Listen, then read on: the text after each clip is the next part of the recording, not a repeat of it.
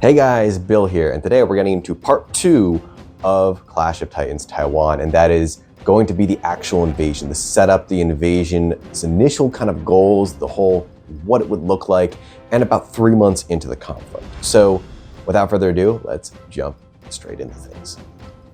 China will likely start moving around roughly 100,000 to 500,000 troops across the Taiwan Strait from Taiwan in prep for the invasion. I'm going to guess it's probably going to be around 250 to 300,000. A lot of people have said it's anywhere in that initial range I gave you guys, but China needs to keep troops near North Korea in case the South Korean-North Korean conflict kicks off once again, and in India because India might take advantage of the situation to claim some of the territory. So they can't put their entire army off of the coast of Taiwan. It's just not realistic. They probably will move the majority of their Navy and Air Force to these regions though. So the bulk of those two forces will be located in the Taiwanese region. Now, you can't move 300,000 troops without someone noticing. We knew the Russians were going to go ahead and do something a little bit over the top because they moved so many troops across the border from Ukraine. America was calling it out constantly before the invasion hit. Same thing will likely happen here. Taiwan's probably going to prepare, call the reservists up, get the island ready to fight. Japan's probably going to also call up their forces just out of caution, not necessarily going full war tilt, but kind of getting an idea of saying, okay, let's send a fleet down there and just be on guard. So they'll probably send one of their carrier groups down to Taiwan. America will likely go ahead and have at least one carrier group there already and one amphibious assault group there, being one kind of marine group of around 1,000 guys on our amphibious assault ships. We will probably increase the amount of planes on the outposts of Guam and at our bases in Okinawa and across Japan. Are we to send anything else though? Yes, we're probably going to double the amount of ships we have in the area from one carrier, one amphibious assault ship to 2 carriers and 2 amphibious assault ships just to try and deter China. The whole process for kind of everyone to move forces into the area, China included, is probably going to take 3 to 6 months because this is a lot of forces that they have to move and a lot of movement they have to do on all sides. So at bare minimum, I'd say it would take China 3 months to move all of their forces and get everything ready for a proper attack on Taiwan. With that being said, what does the attack actually look like? That brings us to the first 24 hours of the war.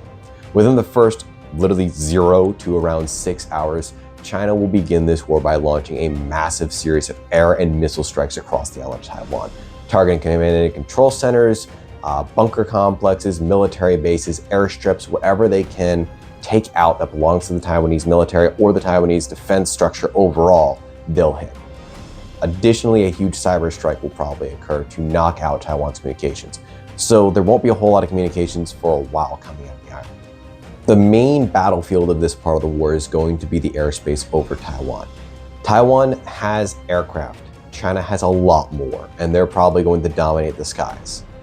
American and Japanese aircraft will not be involved in the first around 6 hours of the war because the fact that they probably won't even be involved just yet. It will probably take a few hours for the news to kind of process into the American channels. We'll know almost immediately something's going on, but in terms of getting a full idea of the scope and what exactly is going on, it's going to take us a little bit to figure out.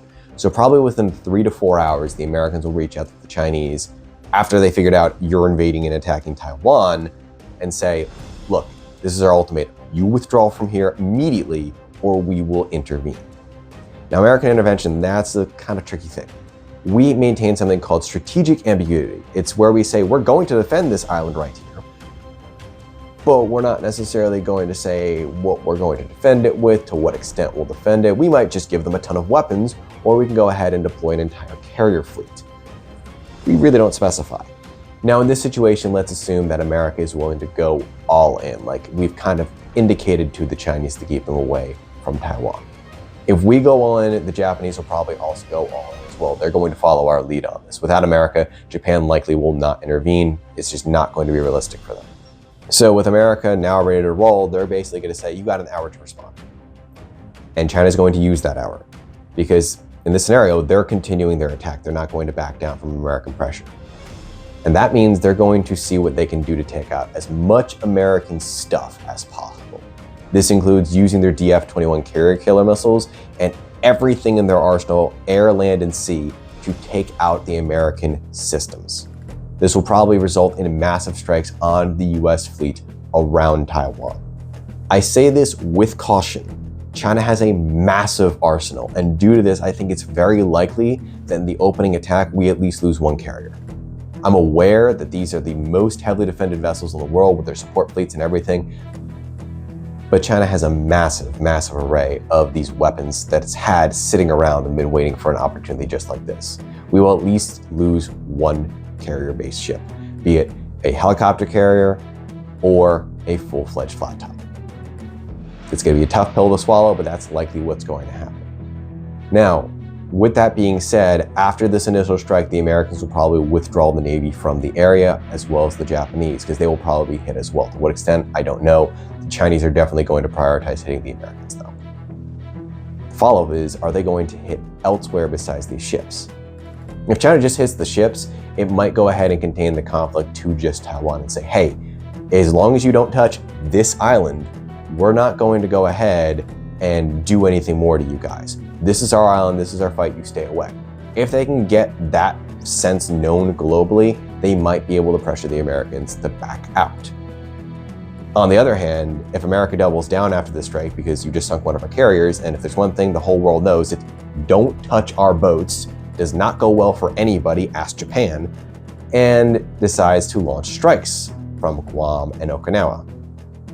I think it's very likely that Japan will go ahead and assist America and allow them to launch strikes from Japan as well.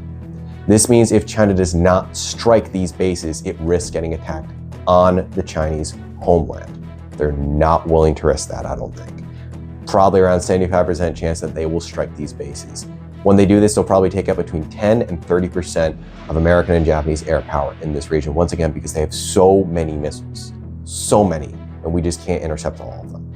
So immediately within the first 24 to 48 hours, America, Japan, and Taiwan are on the back foot, just simply because of the sheer numbers advantage that China has. Within the first week, China will likely seize the Taiwanese islands that are right off its coast. They do have those areas garrisoned, but against the entire Chinese army and their massive artillery force, they're not going to be able to hold out. With those islands taken within the first week, they're going to focus everything else on Taiwan and keeping the airspace in Chinese control. Within that week period, the Taiwanese Air Force will likely be eliminated. I just don't think they're going to be able to stand up to China's air might. I think their ground forces are going to be mostly intact though, and their Navy is probably going to evacuate with the American Navy because, simply put, they can't fight the Chinese alone. This leaves the air and the sea around Taiwan directly under China's control within the first week. I don't think America, Japan, and Taiwan together, with the resources they're going to have at the start of the war, will be able to hold that line. They just won't. This brings up the actual invasion. My best guess would probably be it would take a full month before the invasion itself would begin. And that is due to the fact that China needs to scope out those landing sites. They'll probably send a couple raiding groups, figure out what sites are the better defended, try and target the defenses at those sites, and then launch their amphibious invasions.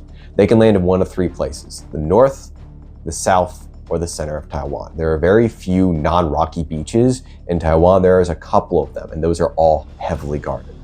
To put things into perspective real quick, China's military does not have a stellar record, and they've never done an amphibious invasion.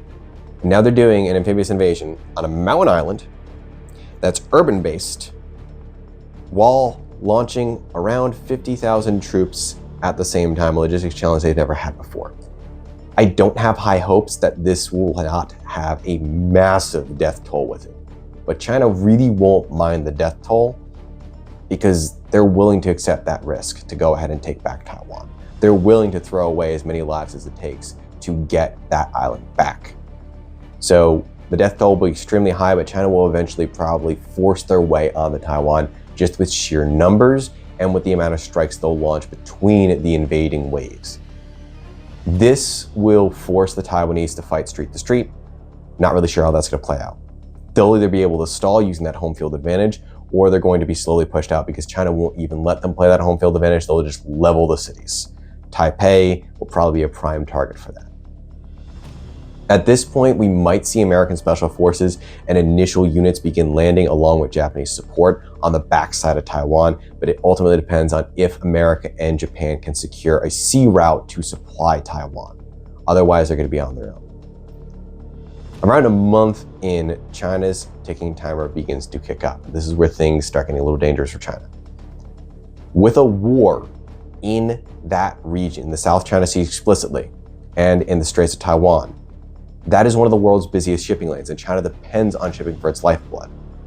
No maritime insurance agency is going to cover any ship going to that war zone. That means that all maritime trade into that area stops. Chinese food, Chinese oil, Chinese materials, Chinese imports, Chinese exports. Their economy is going to start to slow down. They have to get Taiwan before their economy goes to a standstill and before they run out of the two most important things in war, food and oil, because 90% of both of those things come through that region to China. They can go ahead and offset this a little bit by some things here and there, but within the first month, China is going to be cut off from the global economy. That much is certain. Now, after this, things start going a little bit more downhill for China as well, as the American Air Force will start arriving in big enough numbers where they can start contesting, not taking, contesting the skies over Taiwan. They'll be able to take down a substantial number of Chinese planes because of the 5th generation design, such as the F-35 and the F-22, being able to compete with Chinese 4th generation, 3rd generation, and of course their 5th generation fighters. Their 5th generation fighters are good, but they're not as stealthy as the F-22, which will probably go ahead and outcompete them. This is going to start tipping the scales towards the American and Japanese favor. If America can regain control of the skies by month 2, this war is going to dramatically turn, because I don't believe that China will be able to take the island of Taiwan within 2 months. They're probably going to need at least 3, more likely 6, to fully take the island if everything goes according to plan. And things will not go according to plan on any metric with this type of invasion. If the American Air Force is able to achieve air superiority, they can start targeting the Chinese Navy and their ground positions as well. Additionally, thanks to US bases, areas of China that are from entirely different parts, Manchuria, Inner Mongolia, Tibet, can start being hit by American aircraft thanks to our global basing. This is not going to be good for China. Top this all off with the American Navy probably sending more ships into that area. American ships can take more of a punch than the Chinese can, and they pack more of a punch. And on top of that, if we go ahead and include another carrier, that's over 90 new aircraft that are introduced to that combat zone. China does not have that ability. So within the first 2 months, America is able to send enough forces where it's able to at least hold the Chinese in that area around Taiwan. They're not able to push in because China still has that massive missile umbrella. By 3 months in, that missile umbrella might be running a little low. The primary place they get those microchips in those missiles is Taiwan. And without the Taiwanese chips, they're not going to be able to mass produce these missiles. They'll probably start turning to dummy missiles, just regular rockets. Who really knows how successful those are going to be? It's still a lot of weapons that China has. And by 3 months into this war, we're going to end this segment of the video. This is the first half of the war. We're going to talk about the second half in a follow-up video. But right now, it's a standstill. China's made a lot of early gains. They're on the island of Taiwan. They've been able to push the Taiwanese out of many key areas, but they haven't been able to secure the island fully simply because of a variety of factors, primarily because of the Chinese army's experience on this matter, and because Taiwan's been preparing for this for 80 years. In the next video, we're going to go ahead and discuss the second part of the war, being up to around 6 months, because after 6 months, there's just too many variables for me to go ahead and kind of guess what's going to happen. So we'll talk about what happens to China next, and that is going to be next week on Friday. So until then, I will see you guys. Take it easy.